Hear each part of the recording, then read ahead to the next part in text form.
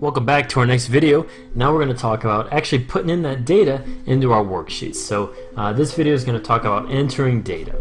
Now we're going to stay pretty basic here, but these are again essential tools you need to get down before we move on further along here. So let's get these down pat. Now very easy to start putting in your data. You just simply click on the cell you want, and I'm going to do B1 here in this case. And you just start typing. So let's say I want to put in the name of my company here that I just happen to make up here. I'm going to call it Pacific Fruits. I can type in there. When I'm done, hit enter, or you can hit tab if you want to go one cell to the right instead of below, and you've got your data in there. Another way you can put in that data, so let's say I'm going to go over here to A4. You can put it directly in what's called your formula bar up here. So remember this from the previous videos? I can select A4. I'll click once on the formula bar, and that also allows me to put in my data. So I'm going to type in January, and I'll hit enter, and that takes me down to A5. So again, either a simple click on the cell and typing in the cell, or in the formula bar. Either way works. That'll put you technically into edit mode. Remember down here in the bottom left, that again distinguishes what mode you're in. So good, we've got our first part of our data in there. I want to talk about one other thing here. If I type, we'll take a look at B1 for you. All right, we've got the name of our company in there, Pacific Fruits. You'll notice it actually extends a little bit further into C1 here, right? We can see all of it unless I start typing something in C1. So if I put the date here, for example, I'll just type in any date, and I hit enter.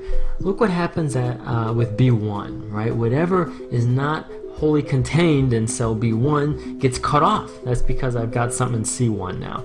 Now don't worry, because the data is still there. It's just that the column doesn't happen to be long enough, and we'll go over how to change that in a couple of the videos to come. So now let's say maybe I didn't like what was in C1, right? I've got it covering up B1 and I want to delete that. Well, I can go ahead in C1, and I can either go into edit mode and delete everything one character at a time, but that takes too long. Why not just click on the cell, hit the delete key on your keyboard, and that gets rid of the whole entire cell's contents. So that's a much more efficient way.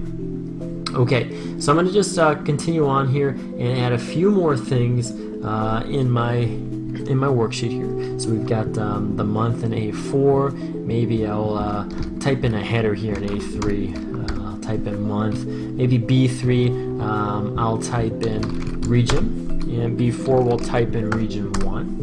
And I think I'll leave it at that for now. Okay, this next part is the fun part, and this is where you can let Excel do a lot of the work for you. And by that I mean we're going to talk about something that's called autofill. What's great about this is that it predicts the pattern of your data. So for example, I've got month in column A, and I've started with January in A4. Let's say I wanted to go all the way down to December, but I didn't want to sit there and type out every single month. Well, you're in luck, because if I click on A4, take a look at this active cell. It's got that black border around it, right? But in the very bottom right hand corner, you'll notice a small change. And let me zoom in up there for you. So you'll notice right here, there's a slightly enlarged black box. Okay, let's go back out. And that's your autofill handle, right? So I've got A4 selected. And if I were to put my cursor right over that black box, you'll see it changes to that thin black plus. That's key. You want to make sure your cursor changes to that black plus before you do the next step. Now, I've got it right over that black square. All I have to do is click on it and hold with my mouse and just start dragging in the direction I want the data to be filled in. And here, in this case, I want it to go down. And as I do that, I notice the months start popping up to the bottom right of my cursor. That's just a nice guide telling me what's going to be filled in. So I'm down to A15. I've got December in the bottom right of my cursor. When I release, check that out. So it fills in all that data in the pattern that I want it to be. So I've got from January to December, every month in between. I didn't have to sit there and type it all in. That's wonderful. I can do that also horizontally as well. So let's say I had 4 regions. I'm going to go up here to B4. I'm going to do that autofill again, but this time drag horizontally to the right, release over E4. And look at that. All my regions nicely filled in for me. Excel is great. I'm going to go down to B5 here and show you one of the limitations of autofill. So let's say I had a sales figure actually, you know what? I noticed I got this set up a little bit differently. I want to delete these regions here, so I'm going to select them just to delete. I wanted my regions to be from B3 to E3, so let me correct that real quick. I'm going to type in region 1 here, and let me autofill that all the way to the right. Great, so let's say I had a sales figure in January of 21,000. Right, I'll go ahead and type that in. And let's say I wanted to do my autofill, fill in all the data down to B15. Right, I've got my 21,000 there. Let's see what happens if I were to drag this autofill down through December. Well, when I release, it just copies the same number all the way down.